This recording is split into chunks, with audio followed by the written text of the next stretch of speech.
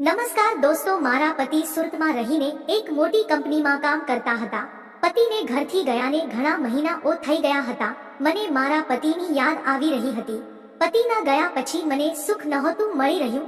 હું કિચનમાં ખાવાનું બનાવી રહી હતી ત્યારે પતિના વિશે વિચારતા શાક બળી ગયું હતું. મારી સાસુ બોલી, "વહુ તો વિચારોમાં ગળા ડૂબી લાગી રહી છે. જો શાક બળી ગયું, મને રોટલી બળી ગયાની વાસ આવી રહી હતી." સાસુનો અવાજ સાંભળીને મારું સપનું તૂટી ગયું હતું. હું જ્યારે રોટલો બનાવી રહી હતી ત્યારે રોટલો પણ બળી ગયો. ત્યારે મારી સાસુ બોલી, "વહુ, આજે તારે મહેશ સાથે ખેતરમાં કામ કરવા જવાનું છે." મેં કહ્યું, "ઠીક હે." મહેશ મારા પતિના મોટા ભાઈ એટલે કે મારા જેઠ છે. ખેતર અમારા ઘરથી થોડું દૂર હતું. ત્યાં કશું કામ નથી. મારે ખેતર ગયાને 3 મહિના થઈ ગયા હતા. મારા જેઠ હંમેશા મને કહેતા કે, "વહુ, તું સાવિત્રી ગઈ છે. આ વાતની મને ખબર છે અને તને ઊંઘ એને ખાવાનું મન થતું નથી. તને તારા પતિની યાદ આવે છે, પરંતુ તું પોતાને એકલી ક્યારેય ન સમજતી. હું તારી સાથે છું. કંઈ પણ જરૂરત હોય તો રૂમમાં આવીને કહી દેવાનું. તને ખબર છે કે મારી પત્ની આ દુનિયા છોડીને જતી રહી છે." હવે ખેતરમાં જવાનો સમય થઈ ગયો હતો. મારે મારા જેઠ સાથે ખેતરમાં કામ કરવા માટે જવું પડ્યું. જેથી પોતાના મેં પાકીટમાં 300 રૂપિયા રાખી લીધા અને બપોરનું ભોજન બાંધી દીધું હતું. મને ખબર હતી કે સાંજ થઈ જશે. જેઠજી મને હજી નજારાથી જોયા કરતા હતા. એણે કહ્યું કે, "તારા પતિ સુરતમાં રહે છે. તું શું વિચારે છે કે તે કેવી રીતે રહેતો હશે સુરતમાં? એવું છે કે ત્યાં કે 500 રૂપિયા આપવાથી કોઈ પણ મળી જાય છે. કોઈ પણ પુરુષ પત્ની વગર 30 દિવસ ના રહી શકે. 10 મહિના તો બહુ મોટી વાત છે.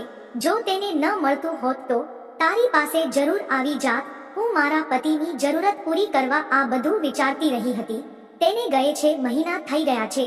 મારા પતિ છતાં તેમને મારી યાદ કેમ ના આવી? આ બધી વાતો કરતા કરતા અમારું ખેતર આવી ગયું. અમે બંને ખેતરમાં કામ કરવાનું ચાલુ કર્યું. ઘણું કામ થઈ ગયું હતું અને ને 7 વાગી ગયા હતા. હવે અમારે 3 થી 4 કલાક ખાલી બેસવાનું હતું. હવે મારી કહાની શરૂ થાય છે. મારા જેઠ બોલ્યા, "વહુ, તારે સાસરિયામાં આવ્યા એને કેટલા વર્ષો થઈ ગયા છે. અહીંયા આવીને તે તારા પતિ સાથે મજેથી સમય પણ વિતાવ્યો નથી. મારી પત્ની ગઈ પછી મને સૂનું સૂનું લાગે છે. શું કરવું? મારાથી હવે આ સહન નથી થતું." તે મારી સામે પ્રેમ ભરી નજરોથી જોઈ રહ્યો હતો.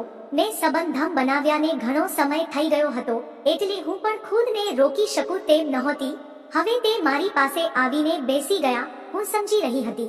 તેને મને કહ્યું, "વહુ, તારી ઈચ્છા હોય તો એ સુખ એ મજા કરવા માંગુ છું જે આપણે બંને ઘણા સમયથી એ સખું મળ્યું નથી. હું પણ હજી જવાન છું અને મારી પત્ની મને છોડીને જતી રહી છે.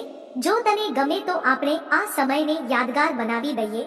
હું આવું કરવા નહોતી માંગતી, પણ મહેશની ઠંડી વાતો એ મને ગરમ કરી દીધી હતી. મેં શરમાતા સહમતીમાં માથું હલાવ્યું. હા પાડતા મહેશે મને બાહોમાં લઈ લીધી અને મારી સાથે ઘણા વર્ષો પછી એ સખુની પળો મહેશ પાસેથી મળી હતી. મિત્રો, વિડીયો પસંદ આવ્યો હોય તો વિડીયોને લાઈક કરી ચેનલને સબસ્ક્રાઇબ જરૂર કરશો. ફરી મળીશું એક નવા વિડીયોમાં. ત્યાં સુધી આવજો.